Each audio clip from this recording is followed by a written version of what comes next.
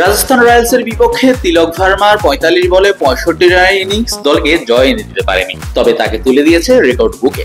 আইপিএলে প্রবেশ করেছেন হাজারি ক্লাবে, লেগেছে ৩৩ ইনিংস, যেটা আইপিএলে ইন্ডিয়ান ব্যাটারদের মাঝে ইনিংসের হিসেবে দ্বিতীয় দ্রুততম। তবে আছেন তিনি, কারণ ১ নম্বর জায়গায় বসে আছেন যৌথভাবে দুইজন। এই ৩৩ ইনিংসে অপরাজিত ছিলেন। ৮ ইনিংস ব্যাট করেছেন ৪০.৫২ গড়ে, স্ট্রাইক রেট ১৪৬.৩৯, 50 করেছেন ৫টা, সবগুলো ইনিংসই মুম্বাইয়ের হয়ে।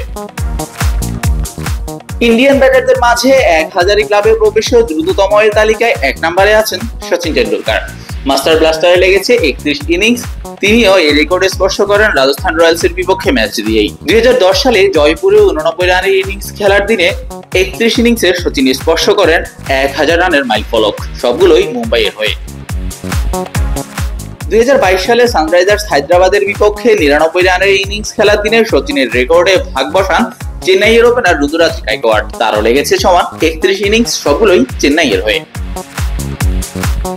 এর পরের নামটা সিএসকে লিজেন্ড সুরেশ রায়নার। ২০১০ সালে মুম্বাইয়ের বিপক্ষে ৮৩ রানের ইনিংস খেলার দিন পূর্ণ করেন ১০০০ আইপিএল রান, লেগেছে ৩৪ ইনিংস। সমান ৩৪ ইনিংস লেগেছে রাজস্থান রয়্যালসের ইয়াংস্টার ইয়াশাসবি জয়সওয়ালের। ২০২৩ সালে হায়দ্রাবাদের বিপক্ষে ম্যাচে ৩৫ রানের ইনিংস খেলার পথে প্রবেশ করেন হাজারি ক্লাবে। শাহরিয়ার শাওন, স্পোর্টস বাংলা।